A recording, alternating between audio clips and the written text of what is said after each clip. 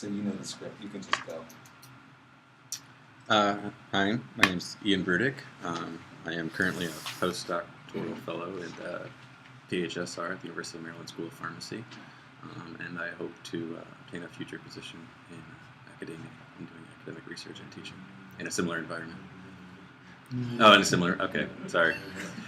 Actually, that's very unusual for me. I'm not normally a soft-spoken guy. I'm just telling you that's what it sounds like back then. Absolutely. Once you mentioned it, I got it. God forbid, I'm going to cut you right now. You finish those sentences. Don't start one sentence and then by the end of it, you in the silence. Right. I'm sorry. Start again.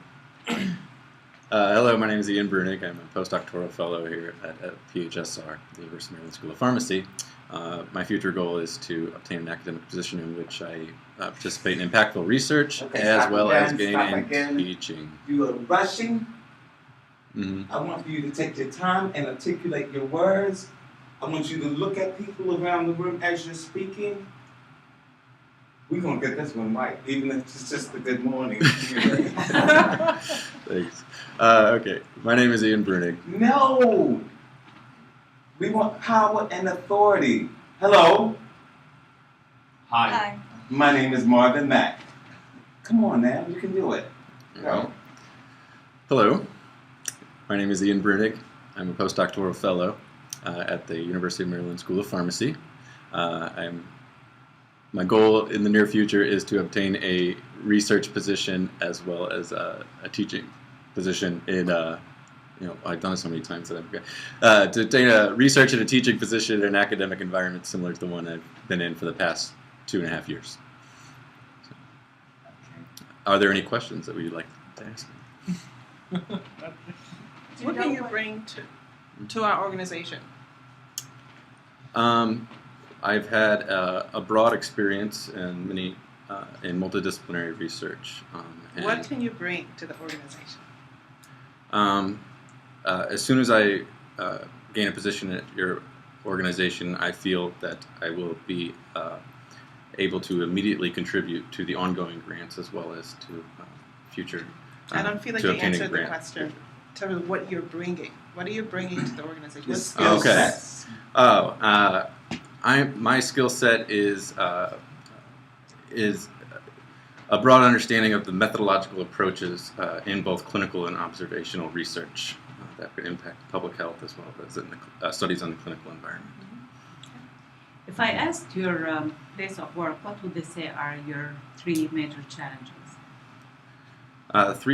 My first major challenge that stands out is that my curiosity often leads me to roam in several avenues of research, and I would better serve myself if I could determine a particular area to focus in on and become more of an expert. In a sense, step away from being a jack of all trades and a master of none and start focusing on which area of research I want to become a master in. We all give them a hand.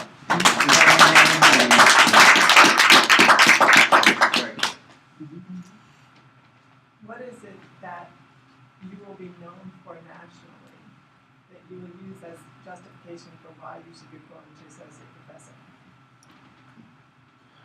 What I will be known for nationally is an innovative approach to aggregating data from the various sites and sources that are continuously becoming available in order to answer a question, whether it's a new question or whether it's been a burning question in that particular field. So it's my ability to think abstractly and use all resources to answer that question. What mechanism will you be able to apply for as a PI to demonstrate that? I'm sorry, what mechanism? What mechanism will you apply for as a principal investigator, not as a co-investigator, but as a principal investigator, to demonstrate that national reputation? I'm afraid I don't have an understanding of the word mechanism. The mechanism in terms of the which particular What grant grant? will you write as PI, not as co-investigator, that will earn you that national reputation? Well, in particular, there are concerns over our pharmacological use during maternity, which may then translate into worse health outcomes, which also translates into worse outcomes in the future for that child. One of the limitations in the current studies today is the ability to observe the birth outcomes and the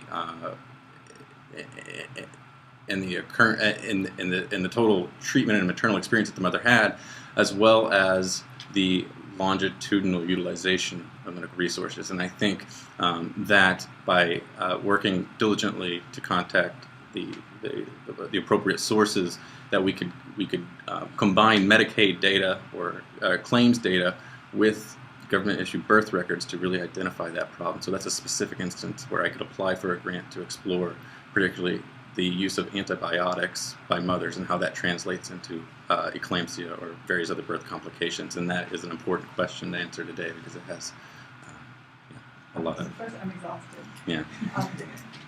Second, I thought, now mind you, I could be wrong because I really did get tired, so I stopped listening for a while, but I thought that you said you were going to be known as a methodologist. And when I asked you what's the grant you're going to be applying for, you gave me an empirical example. That's what I heard. It may not even be what you said. So I would suggest that if you were suggesting a methodologist, that you have to explain what are the methods that you're going to be working on before you get to the empirical example. I don't feel like I